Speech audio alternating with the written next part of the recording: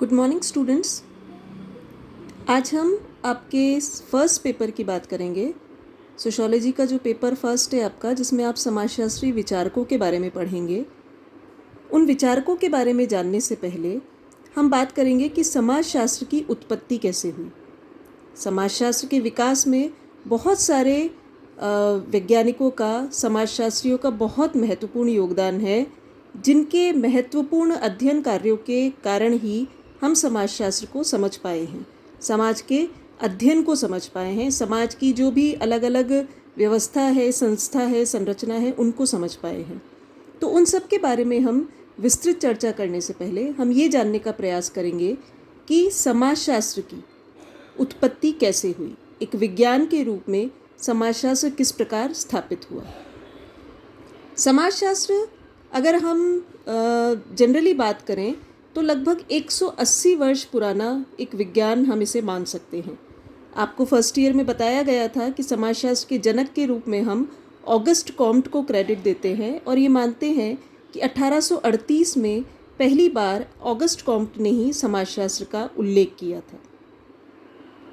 परंतु अगर हम समाज के अध्ययन की बात करें तो अगर देखा जाए तो समाज को धर्म, दर्शन, इतिहास, अर्थशास्त्र, राजनीति शास्त्र और दूसरे कई समाज विज्ञानों ने बहुत समय पहले से ही समझने का प्रयास प्रारंभ कर दिया था। समाजशास्त्र का इतिहास हम 180 वर्ष पुराना मानते हैं, परंतु उससे पहले भी, ईसा युग से पूर्व भी भारत, चीन, अरब, ग्रीस, रोम और बहुत सारे अन्य देशों में सामाजिक दर्शन का उच्चतम विकास हो चुका था। यानी दर्शन शास्त्र में समाज के बारे में एक समझ विकसित होने लगी थी। इसके द्वारा सामाजिक जीवन के अनेक पहलुओं पर विचार किया जाने लगा था।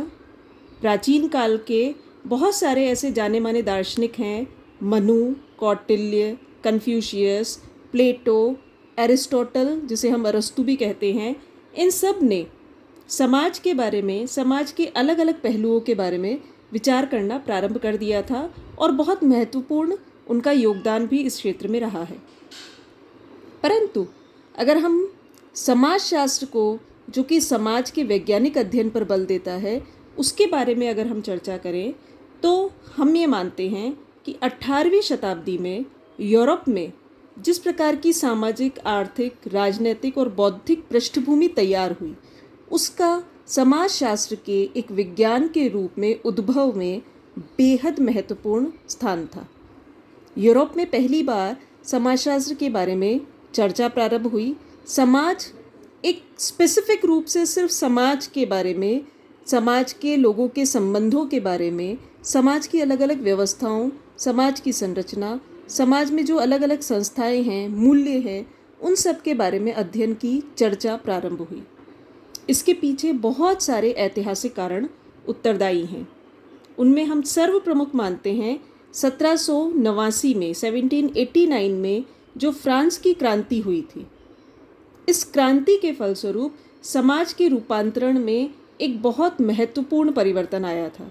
आप सबको पता होगा कि यहाँ पर फ्रांसीसी क्रांति के बाद राजतंत्र के स्थान पर प्रजातंत्र की व्यवस्था स्थापित हुई। परंतु उसके साथ साथ में बहुत सारी ऐसी घटनाएं भी, अराजकता वगैरह भी यूरोप में फैलने लगी, फ्रांस में फैलने लगी, जिसके कारण विशेष रूप से फ्रांस के विचारकों में एक खलबली मची। उनके मन मस्तिष्क पर इस बात का बहुत गहरा असर पड़ा और उन्होंने सोचना प्रारंभ किया कि अगर हम समाज को व्यवस्थित रखना चाहते हैं तो हमें प्राकृतिक विज्ञानों से अलग समाज को एक विज्ञान के रूप में समझना होगा। हम समाज के बारे में आर्थिक परिप्रेक्ष्य में, राजनीतिक परिप्रेक्ष्य में, ऐतिहासिक परिप्रेक्ष्य में तो अध्ययन कर रहे थे, दार्शनिक रूप से भी समाज को समझने का प्रयास कर रहे थे, लेकिन समाज को एक अलग रूप से सिर्फ समाज और सामाजिक संबंधों के संदर्भ में देखने का प्रयास आवश्यक माना जाने लगा। क्यों?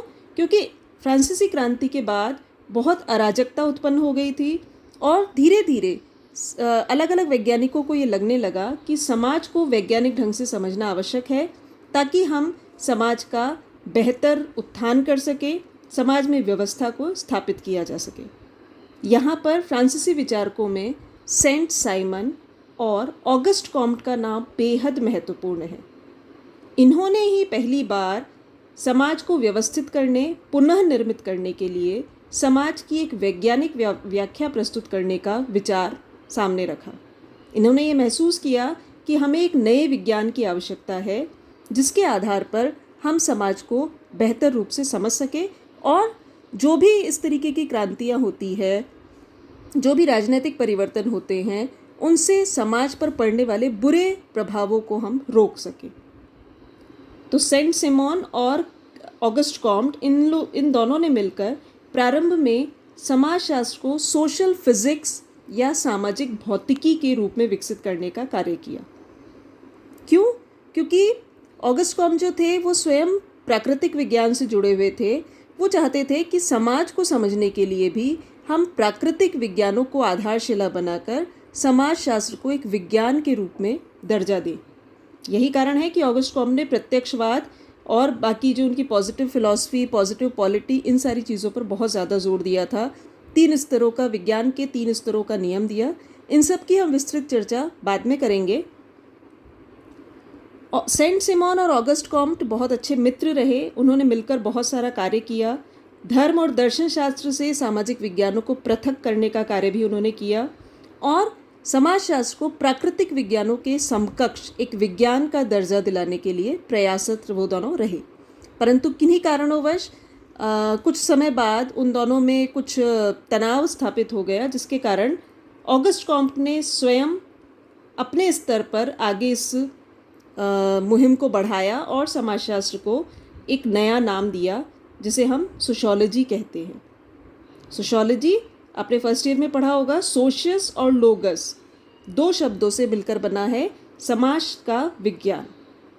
तो इस प्रकार समाजशास्त्र का प्रारंभ हुआ ऑगस्ट कॉम्ट के द्वारा, जिसके लिए महत्वपूर्ण जो कारण उत्तरदायी थे वो उस समय हुई फ्रांसीसी क्रांति को माना जाता है।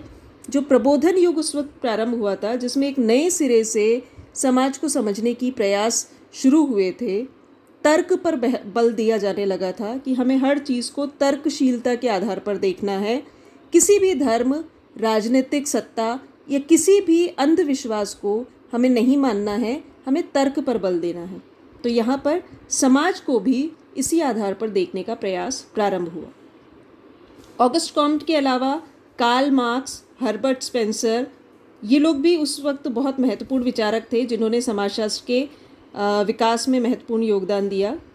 प्रारंभ में समाजशास्त्र 2 बातों से संबंधित था, समाज का वैज्ञानिक विश्लेषण और दूसरा सामाजिक उद्विकास के सिद्धांतों और चरणों की खोज। इसमें हर्बर्ट स्पेंसर का बहुत महत्वपूर्ण योगदान है जो आप आगे पढ़ेंगे।